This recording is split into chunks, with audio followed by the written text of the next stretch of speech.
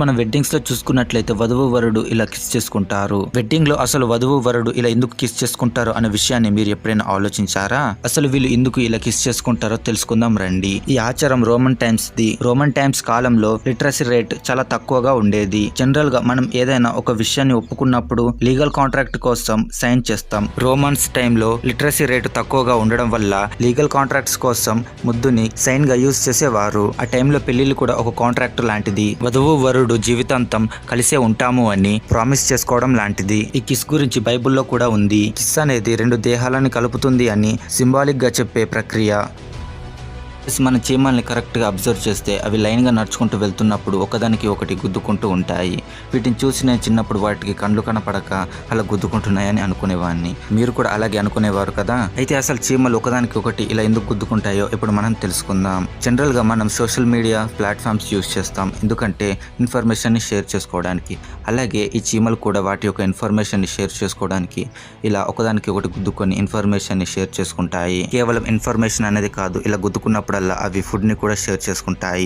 అలా ఎలాగనేది కదా మీరు డౌట్. ఎప్పుడైతే ఒక చీమ తిన్న తర్వాత కొంత భాగాన్ని నోటితో తీసుకువెళ్తుందో అలా తీసుకువెళ్తున్న సమయంలో ఏదైనా ఒక చీమ తనకు అడ్డు వస్తే తన నోట్లో ఉన్న ఆహారాన్ని ఆ చీమకైతే ఇచ్చేస్తుంది. దీన్ని మరోలా చెప్పాలంటే చీమ నోట్లో ఉన్న ఆహారాన్ని మరొక చీమ నోట్లోకి వామిటింగ్ చేసుకుంటుంది. ఇలా ఇన్ఫర్మేషన్ ని మరియు ఆహారాన్ని షేర్ చేసుకొని వాటి యొక్క కాలనీస్ ని కమ్యూనికేట్ చేసుకుంటాయి.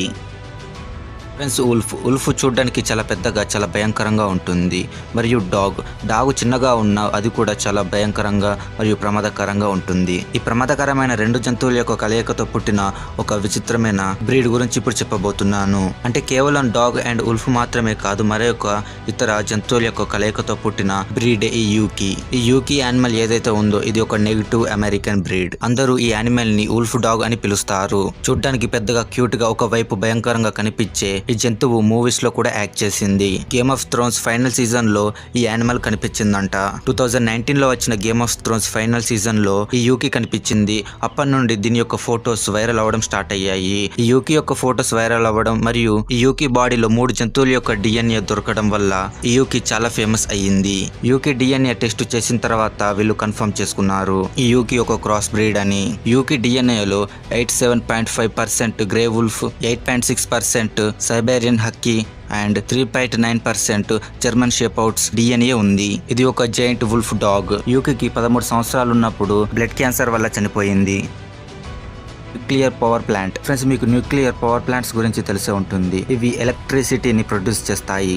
అయితే ఒక న్యూక్లియర్ ప్లాంట్ 1979లో కూలిపోయింది. ప్రమాదానికి గురై ఒక న్యూక్లియర్ కూలిపోయింది. కూలిపోయిన ఈ న్యూక్లియర్ ని క్లీన్ చేయడానికి దాదాపుగా 14 సంవత్సరాల టైం పట్టింది. అండ్ దాదాపుగా $1 బిలియన్ దాకా ఖర్చు అయినట్లుగా చెబుతున్నారు. ఈ పవర్ ప్లాంట్ ని కట్టిన ఆ వ్యక్తికి చాలా లాస్ వచ్చింది. పెన్సిల్వేనియాలో జరిగిన ఈ ప్రమాదం చాలా దారుణమైనది. ఫ్రెండ్స్, నేను ఇప్పుడు ప్రతి ఒక్కరికి ఉపయోగపడే ఒక ఫ్యాక్ట్ చెప్పబోతున్నాను. ప్రతిరోజు మీరు పడుకునే ముందు రాత్రిపూట ఒక గ్లాసుడు పాలల్లో బెల్లం కలుపుకొని తాగడం వల్ల డైజెస్టివ్ సిస్టమ్ స్ట్రాంగ్ అవుతుంది. అంతేకాదు గ్యాస్ ప్రాబ్లమ్స్ ఉంటే అది కూడా తగ్గిపోతుంది. ఫ్రెండ్స్, మీకు ఈ విషయం తెలిసే ఉంటుంది. ఆగస్టు 9, 1945 అమెరికా జపాన్లోని నాగసాకిలో ఫ్యాట్ మ్యాన్ అని పిలువబడే ఒక పెద్ద అణుబాంబు వేసింది అని. అయితే మొదటిగా అమెరికా నాగసాకిలో బాంబు వేయాలనుకోలేదు. అసలు ఏమైందంటే అమెరికా మొదటిగా హిరోషిమాలో బాంబు వేసిన తర్వాత సెకండ్ టార్గెట్ ఫిక్స్ చేసుకుంది. టార్గెట్ జపాన్లోని కోకురా అనే సిటీ. అమెరికా ఈ సిటీని ఎందుకు టార్గెట్ చేసింది అంటే ఈ సిటీలో అతిపెద్ద మూనిషన్ ప్లాంట్ హౌస్ ఉంది. మందుగుండు సామాగ్రి ఉంచిన ఈ హౌస్ ని ముందుగా పేల్చేద్దాం అనుకున్నారు. అయితే second bomb fat man bomb ని డ్రాప్ చేయడానికి ముందు టార్గెట్ ని చూసుకున్నారు. అయితే ఆ టార్గెట్ మొత్తం క్లౌడీగా ఉంది. మొత్తం స్మోక్స్ తో నిండిపోయి ఉంది. అక్కడున్న క్లౌడీకి అక్కడున్న వెదర్ కి అక్కడ బాంబు అస్సలు వేయలేరు. అందుకే వాళ్ళు ప్లాన్ ని చేంజ్ చేసుకొని బాంబుని నాగసాకి వైపుకు తిప్పారు. అలా కోకురాలో వేయాల్సిన బాంబుని నాగసాకిలో వేశారు.